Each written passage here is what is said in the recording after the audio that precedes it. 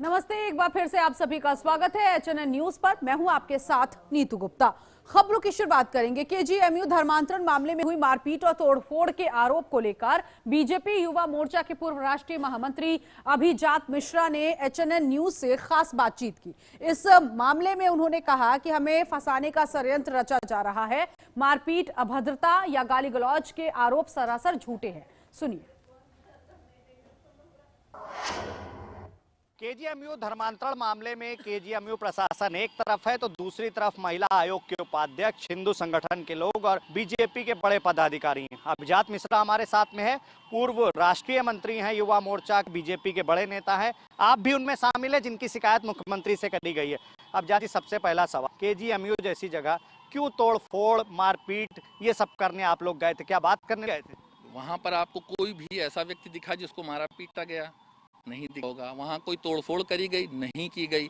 आप सभी लोगों के मीडिया के सामने, पूरे प्रशासन के सामने वहाँ कौन मारपीट करेगा? मतलब हम अपनी ही सरकार की भद पिटवाएंगे या अपने संगठन की भद पिटवाएंगे इस प्रकार की हरकत करके? हम लोग बात करने गए थे, उनके लोगों ने, जो उनके गार्ड थे वो आगे लगे हुए थे, उसमें कोई भी महिला नहीं थी। अपर्णा जी आगे थी और पुलिस उनके इधर मेरे दाहिनी तरफ पुलिस वाले खड़े हुए थे और अपर्णा जी बाएं साइड में, दाहिनी साइड में अपर्णा जी खड़ी, बाएं साइड में मैं खड़ा। तो उनकी तरफ जो है तमाम जो पुलिस वो जो गार्ड्स थे वहाँ कॉलेज के, वो खड़े हुए थे। तो धक्का मुक्की वो लोग करे तो वहाँ पर महिला क्यों नहीं रखी गई? जब महिला गार्ड्स भी आगे लगाई जा सकती, जब अपर्णा जी आए, महिला गार्ड्स क्यों नहीं थी? महिला पुलिस क्यों नहीं थी?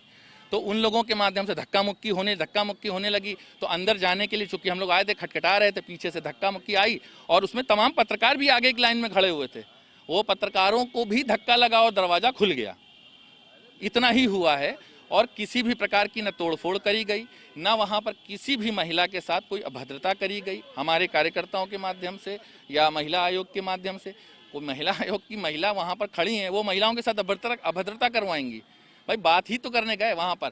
तीसरा आरोप ये लगाया जा रहा कि वहाँ पर नारेबाजी हुई। नारेबाजी वहाँ पर हुई भारत माता की जय के नाम से हुई, वंदे मातरम के नाम से हुई, जय श्री राम के नारे से हुई।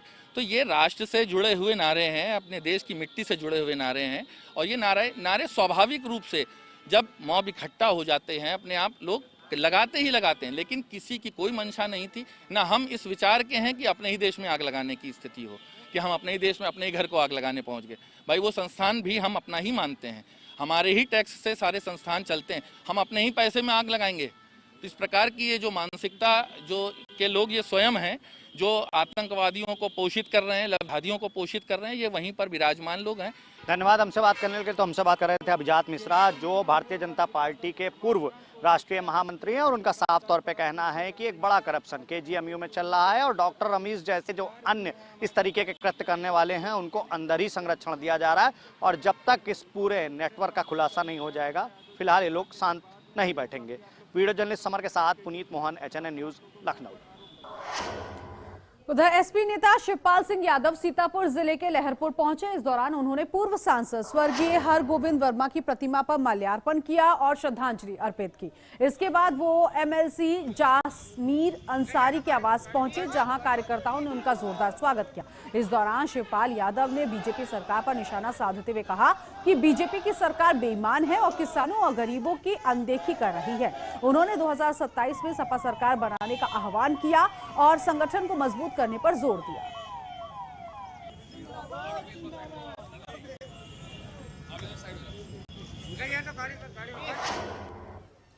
यूपी के राज्य मंत्री कपिल देव अग्रवाल ने सोनू हत्याकांड में कहा कि आरोपी चाहे कोई भी हो बख्शा नहीं जाएगा। उन्होंने बताया कि एक आरोपी को पुलिस ने पहले ही जेल भेज दिया है। मंत्री ने यह भी कहा कि पुलिस की जांच अभी भी चल रही है और मामले की निष्पक्ष छानबीन की जा रही है। तो कुल मिलाकर आरोपी को लेकर बोला है कपिल देव अग्रवाल ने, जो कि उत्तर प्रदेश में मंत्री है। उन्होंने कहा है कि उसे बख्शा नहीं जाएगा। कपिल देव ने यह भी कहा कि पुलिस अपना काम कर रही है, पुलिस की जांच अभी भी जारी है और सरकार को मदद के लिए जो पत्र लिखा गया है उसका भी जिक्र उन्होंने किया। राज्य मंत्री ने सुनिश्चित न्याय का भरोसा दिया है। उधर एटा में राजकीय जिला कृषि एवं औद्योगिक विकास प्रदर्शनी का भव्य शुभारंभ हुआ। मंडलायुक्त संगीता सिंह ने इसका शुभारंभ किया और इस समारोह में उन्होंने विधि विधान के अनुसार हवन में सहभागिता दिखाई। बता दें कि कार्यक्रम में जिलाधिकारी प्रेम रंजन सिंह, वरिष्ठ पुलिस अधीक्षक श्याम नारायण सिंह, एएसपी श्वेताभ पांडे और अन्य विभागीय अधिकारी मौजूद रहे। वहीं प्रशासनिक स्तर पर प्रदर्शनी के आयोजन को लेकर व्यापक तैयारियां की गई। प्रदर्शनी का उद्देश्य कृषि और औद्योगिक विकास को बढ़ावा देना है।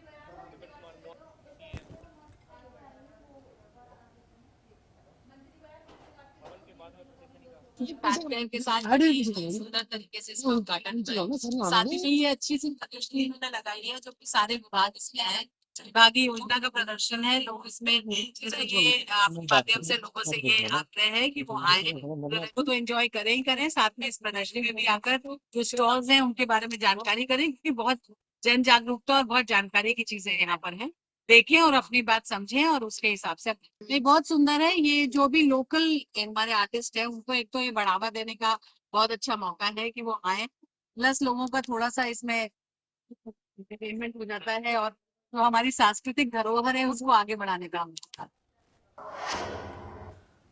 बुलंदशहर में आनंदा डेयरी प्लांट पर आयकर विभाग ने बड़ी कार्रवाई की है। सुबह करीब 7 बजे आधा दर्जन से ज्यादा गाड़ियों में पहुंची आयकर टीम ने प्लांट को अपने कब्जे में लेकर छापेमारी शुरू कर दी।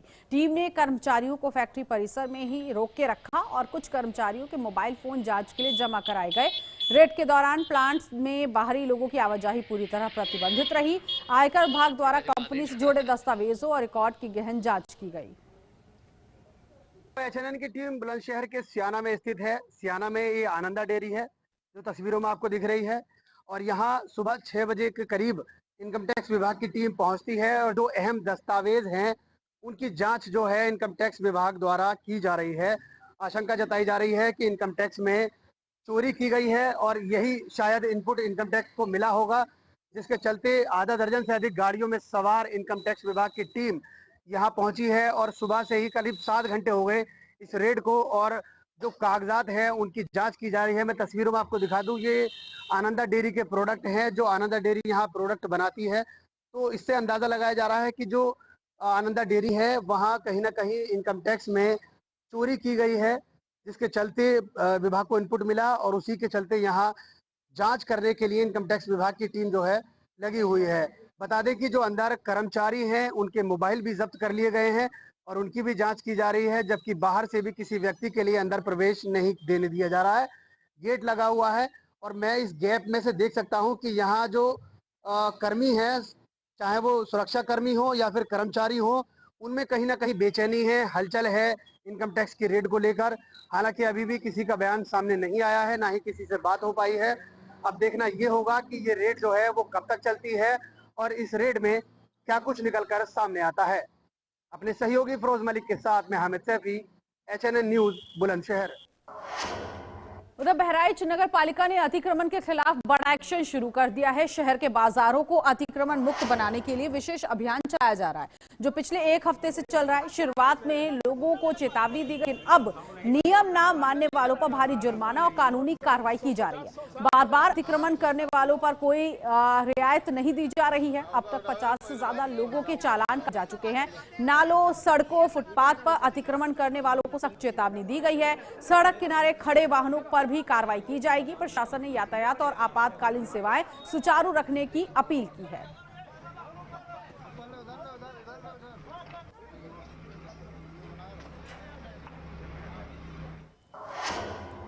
बरेली पुलिस ने थाना भोजीपुरा क्षेत्र के बिलवा पुल से 2 चरस तस्करों को गिरफ्तार किया है। बता दें कि पुलिस ने मुखबिर की सूचना पर कार्रवाई करते हुए दोनों तस्करों को पकड़ा है। दोनों के पास से 775 ग्राम चरस, 4500 नगद कार और 2 मोबाइल फोन जब्त किए गए। गिरफ्तार आरोपी को पुलिस ने कोर्ट में पेश कर आगे की जांच शुरू कर दी है।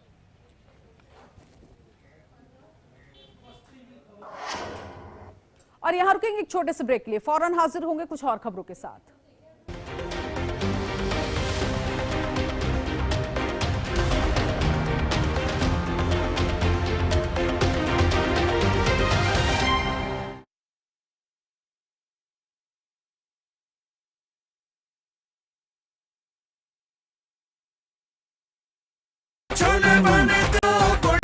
गोल्डी छोले मसाले, जहाँ जाएं रिश्ते बनाएं। गोल्ड लाए हैं फ्रेश लॉक टेक्नोलॉजी, जो रखे मसालों को हर समय फ्रेश।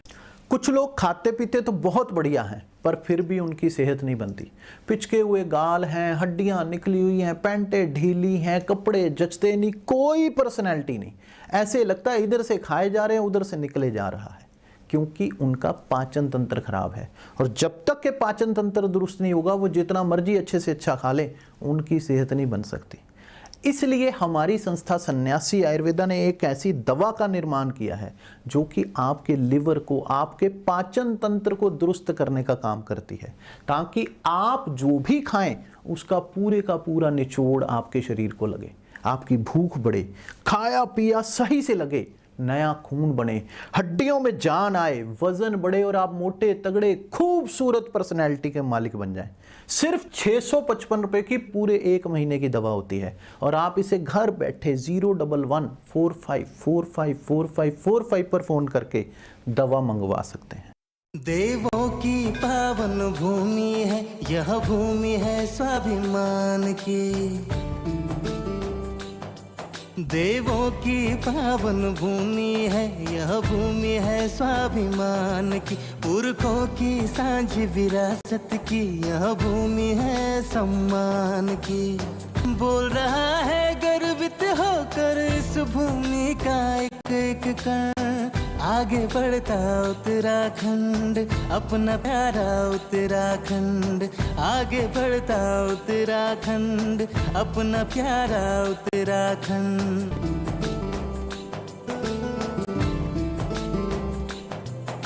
समानता समरसता का अपना संकल्प निभाया है, जो दे अधिकार बराबर के ऐसा प्रदेश बनाया है। आशाओं को पंख लगे हैं, अब आसान हुआ जीवन। आगे बढ़ता उत्तराखंड, अपना प्यारा उत्तराखंड। चेहरों पर मुस्कान सजी है, आंखों में है नई तरंग। आगे बढ़ता उत्तराखंड, अपना प्यारा उत्तराखंड। उत्तराखंड राज्य हमारे आंदोलनकारियों की त्याग, तपस्या और बलिदान का ही प्रतिफल है। इसलिए हमारी सरकार उत्तराखंड के बलिदानियों के, आंदोलनकारियों के सपनों को साकार बनाने के लिए बहुत कृत संकल्पित होकर कार्य कर रही है। प्रधानमंत्री नरेंद्र मोदी के मार्गदर्शन और मुख्यमंत्री पुष्कर सिंह धामी के कुशल नेतृत्व में हर क्षेत्र में आगे बढ़ रहा है अपना उत्तराखंड। दूर कहीं पहाड़ के सुदूर रास्तों तक सवर रहा है अपना उत्तराखंड। पेट के रोग भी हमसे यानी राहु और केतु से कम नहीं होते। आ जाएं तो जाने का नाम ही नहीं लेते। इसीलिए 16 खास आयुर्वेदिक जड़ी बूटियों से बना पेट सफा अपनाइए, जो कब्ज, गैस और एसिडिटी जैसे रोगों से छुटकारा दिलाए। पेट सफा, हर रोग दफा। 16 जनवरी से देखिए हमारी फिल्म राहु केतु आपके नजदीकी सिनेमाघरों। क्या आप जिम जाते हैं, कसरत करते हैं, फिर भी आपकी सेहत नहीं बनती? काजू, बादाम, किशमिश, मेवे, प्रोटीन के डिब्बे खाते हैं, फिर भी कुछ असर नहीं होता? तो इसका मतलब है आपका पाचन तंत्र खराब है। और जब तक के पाचन तंत्र दुरुस्त नहीं होगा, आप जितना मर्जी अच्छे से अच्छा खा लो, आपकी सेहत नहीं बन सकती।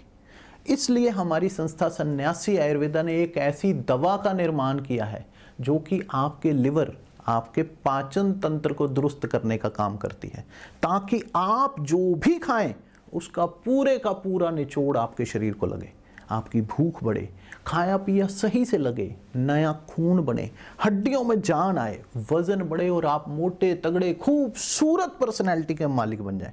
सिर्फ 655 रुपए की पूरे 1 महीने की दवा होती है और आप इसे घर बैठे 01145454545 पर फोन करके दवा मंगवा सकते हैं।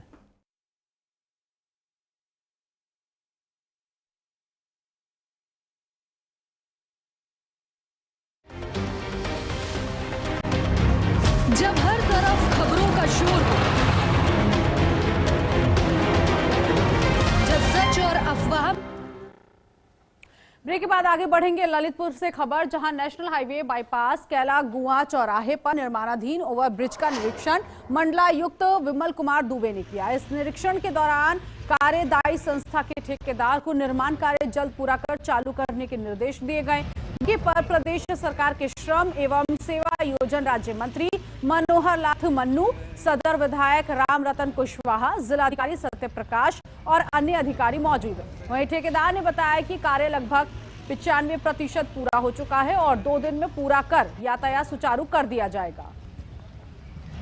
जैसा हमारे जनपद के माननीय जनप्रतिनिधि गणों ने भी अवगत करा और हमारे आदरणीय कमिश्नर सर के दिशा निर्देशन, पुल का काम लगभग 1 लेन की तरफ पूरा हमारा समाप्त हो चुका है। तो कल या परसों में इसको खोल देंगे ट्रैफिक के लिए।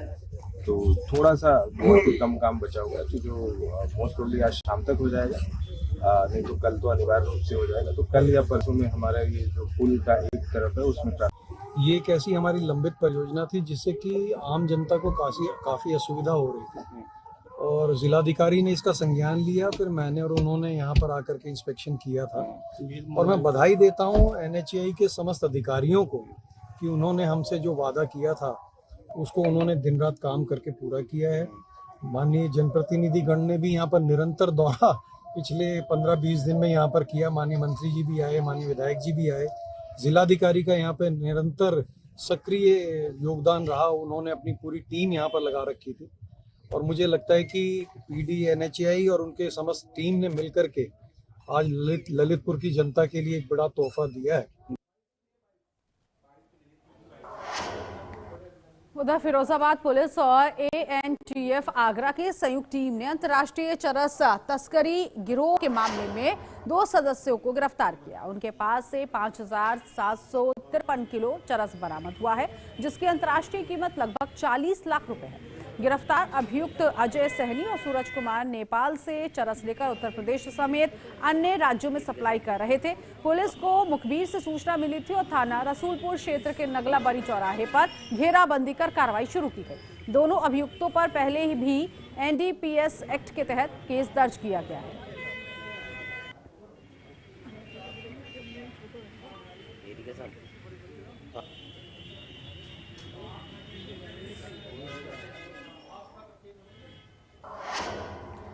उत्तर प्रदेश भवन एवं अन्य सनिर्माण कर्मकार कल्याण बोर्ड ने लखनऊ में श्रमिकों के कल्याण हेतु जागरूकता अभियान और पंजीयन शिविर का आयोजन किया।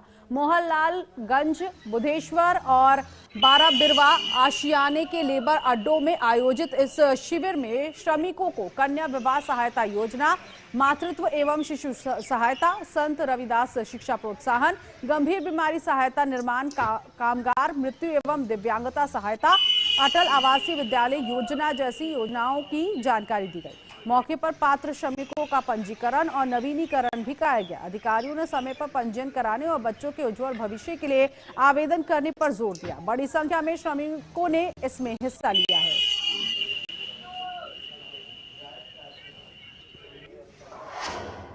अमरोहा में फास्ट फूड खाने का शौक एक नवविवाहिता की जान पर भारी पड़ गया। महिला का फास्ट फूड का अत्यधिक सेवन करना उसके पैनक्रियाज में गंभीर इन्फेक्शन हो गया। 7 जनवरी को पेट में तेज दर्द होने के बाद उसे हॉस्पिटल में भर्ती कराया गया। इलाज के बावजूद हालत में सुधार नहीं हुआ, उसे दिल्ली एम्स रेफर किया गया। बुधवार को इलाज के दौरान महिला की मौत हो गई।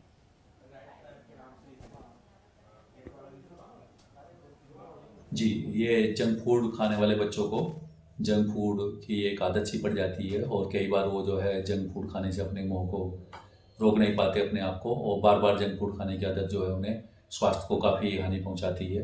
तो इस बाबत खाद्य सुरक्षा विभाग के अधिकारियों द्वारा विशेष अभियान चलाया गया है। जनपद अमरोहा में अमरोहा नगर से इसकी शुरुआत की गई है। इसमें खाद्य पदार्थ के ठेलों पर बिकने वाले जितने भी फास्ट फूड्स हैं उनकी चेकिंग की जा रही है। रामपुर के कोतवाली सिविल लाइंस थाना क्षेत्र में देर रात फायरिंग की घटना से हड़कंप मच गया। दरअसल आवास विकास कॉलोनी में कार सवार अज्ञात बदमाशों ने एक अधिकारी के घर के बाहर खड़ी कार पर फायरिंग कर दी। घटना की जानकारी उस वक्त लगी जब अधिकारी ऑफिस जाने के लिए बाहर निकले। सूचना मिलते ही सिविल लाइंस पुलिस मौके पर पहुंची और जांच शुरू कर दी। वहीं पुलिस ने आसपास लगे CCTV कैमरों को खंगालना शुरू कर दिया है।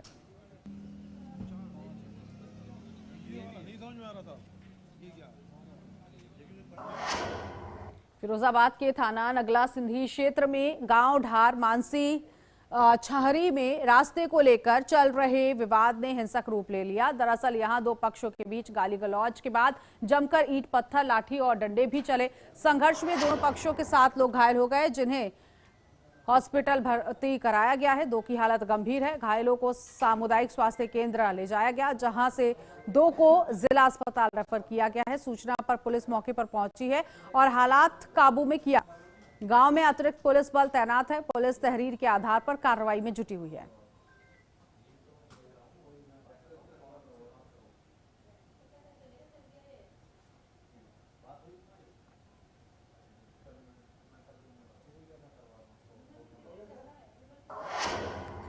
काशी एक्सप्रेस में बम होने की झूठी सूचना देने वाले आरोपी को जीआरपी ने गिरफ्तार कर लिया है। जीआरपी की विशेष टीम ने आरोपी को मुंबई से पकड़ा। आरोपी पहले भी ट्रेन में बम की झूठी खबर देने के मामले में जेल जा चुका है। इसके बावजूद काशी एक्सप्रेस में बम होने की सूचना दी गई, जिससे हड़कंप मच गया। दोनों बार ट्रेन को रोककर जांच की गई, लेकिन सूचना झूठी निकली। कॉल ट्रेस होने के बाद जीआरपी ने आरोपी को गिरफ्तार कर कानूनी कार्रवाई शुरू कर दी।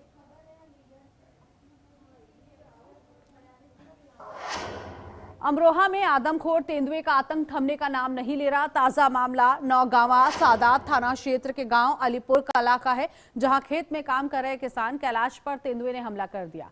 प्रत्यक्षदर्शियों के अनुसार तेंदुए ने खेत में किसान की हत्या कर दी। वहीं इस घटना से इलाके में हड़कंप मचा है। सूचना पर पुलिस और वन विभाग की टीम मौके पर पहुंची और शव को बरामद किया। दूसरी तरफ ग्रामीणों में भारी आक्रोश है। वन विभाग ने सर्च ऑपरेशन शुरू कर पिंजरा लगाने की बात कही है। और इसी के साथ इस बुलेटिन में अभी के लिए बस इतना ही। नमस्कार।